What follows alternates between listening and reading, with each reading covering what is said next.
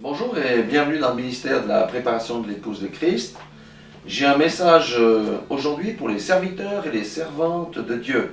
Je précise bien, c'est un message pour les serviteurs et les servantes de Dieu, comme moi-même, mon épouse, et tous ceux qui sont vraiment ouvriers dans l'œuvre du Seigneur. C'est un message que le Seigneur m'a donné il y a 3 jours, au milieu de la nuit, et ça se trouve dans Ézéchiel au chapitre 19. Je vais lire la parole, des versets 1 au verset 9 y compris.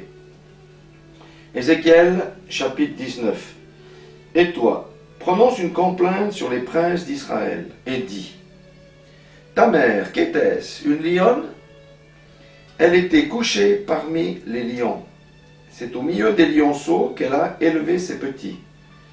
Elle éleva l'un de ses petits qui devint un jeune lion, et qui apprit à déchirer sa proie. Il dévora des hommes.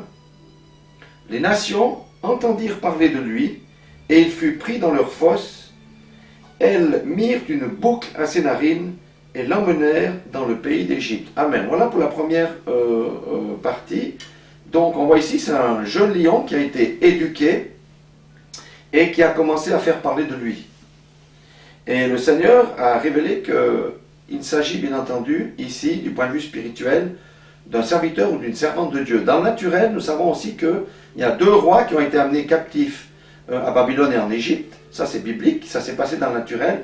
Mais ici, le Seigneur nous révèle dans le spirituel qu'il s'agit d'un serviteur et d'une servante de Dieu qui a été préparé pour entrer dans le ministère et qui a commencé à rendre ministère. Parce que la parole de Dieu dit ici, il a appris à déchirer sa proie et dévora des hommes. Ça veut dire qu'il a commencé à travailler contre le royaume des ténèbres. Mais nous voyons aussi ici que l'ennemi s'est levé pour le capturer, mettre une boucle dans ses narines et le ramener dans le pays d'Égypte. Amen. Maintenant, verset 5. Quand la lionne vit qu'elle attendait en vain, parce qu'elle attendait que le serviteur ou la servante produise du fruit en quantité ici, qu'elle s'était trompée dans son espérance, elle prit un autre de ses petits. Elle en fit un jeune lion, il marcha parmi les lions, il devint un jeune lion, et il apprit à déchirer sa proie. Il dévora des hommes, il força leur palais, et détruisit leur ville. Le pays, tout ce qui s'y trouvait fut ravagé au bruit de ses rugissements. Nous voyons que le deuxième lion ici qui a été élevé, ça veut dire le serviteur ou la servante, était beaucoup plus puissant que le premier qui avait déçu l'espérance de la lionne. Et maintenant, qu'est-ce qui se passe quand on peut dire qu'il est au fait de son ministère? Il est dit au verset 8, « Contre lui se rangèrent les nations d'alentour, des provinces, elles tendirent sur lui leurs raies, et il fut pris dans leur fosse. Elles mirent une boucle à ses narines, et le placèrent dans une cage, et l'emmenèrent auprès du roi de Babylone, puis elles le conduisirent dans une forteresse, afin qu'on n'entende plus sa voix sur les montagnes d'Israël. » Amen. Donc le Seigneur ici veut nous dire plusieurs choses. La première des choses, c'est lorsqu'il équipe un serviteur ou une servante, et qu'il commence à manifester la puissance de Dieu, parce qu'il faut de la puissance pour déchirer la proie, il faut de la puissance pour dévorer les hommes, comme il disait ici, il faut de la puissance pour entrer dans le palais et piller la forteresse de l'ennemi. Eh bien l'ennemi va se lever contre lui ou elle, et va essayer de lui mettre un anneau à ses narines pour l'amener en captivité. Et vous voyez, le diable fait ce qu'il a fait à Jésus. Le diable a tenté Jésus lorsqu'il était dans le désert, en plein jeûne. Il lui a promis quoi? Il lui a promis les nations, le royaume, il lui a promis des tas de choses. Et le diable n'a pas changé, il a toujours la même tactique. C'est au travers des promesses et de la séduction qu'il réussit à mettre l'anneau aux serviteurs de Dieu, aux servants de Dieu, pour les ramener dans la captivité, pour les ramener dans le monde, en leur proposant la gloire des hommes au lieu de la gloire de Dieu, en leur proposant la vie mondaine avec l'argent, la facilité et toutes ces choses, ainsi que d'autres trucs dont il est malséant de parler ici. Je pense à la débauche sexuelle en particulier.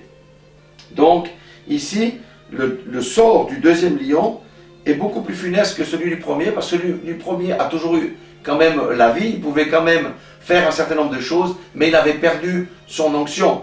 Et le Seigneur révèle qu'il s'agit des serviteurs et des servantes qui ont commencé un puissant ministère, mais ensuite qui résonnent au passé, parce que l'Esprit de Dieu les a quittés et la puissance du Seigneur n'est plus sur eux. Mais il reste encore l'enveloppe il reste l'aura, on peut dire ainsi, mais la personne est vide puisque le Saint-Esprit l'a quitté.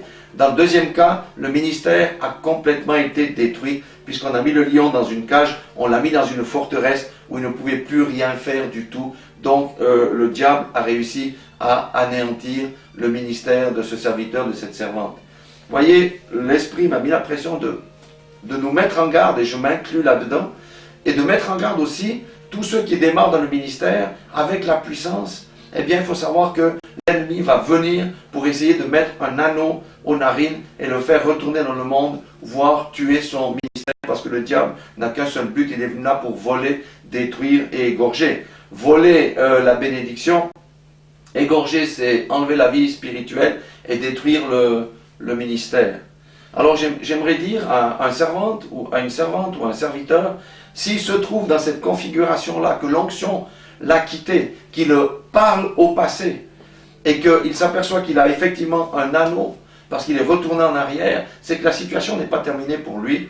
Le Seigneur n'a pas dit son dernier mot. Si ce serviteur ou cette servante se repent, le Seigneur va la réinstaller dans le ministère avec encore plus de force. C'est ce qui s'est passé avec le roi Manassé, qui était un roi en Israël, qui avait fait mal ce qui était aux yeux du Seigneur.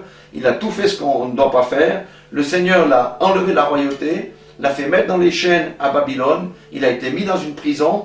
Mais Manassé s'est humilié profondément devant l'Éternel. Et la parole dit, c'est dans 2 Chroniques 33 ou 2 Rois 20, vous pouvez regarder ça. Je n'ai pas les versets exacts, mais lisez l'histoire. Il dit que le Seigneur a été touché par la repentance de Manassé et il l'a réinstallé roi alors qu'il était prisonnier dans un cachot dans les chaînes à Babylone. Mais Manassé, vous voyez, c'est aussi le prototype de la véritable conversion. Il a détruit toutes les mauvaises œuvres qu'il avait fait. Il a détruit les cultes des Baals, toutes les statues et tout ça.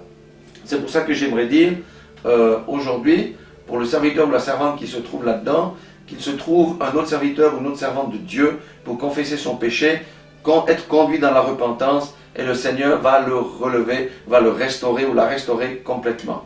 Et s'il n'y a personne, je peux peut-être lui aider, mais c'est simplement par mail. Donc le mail, c'est épousedechrist@ymail.com.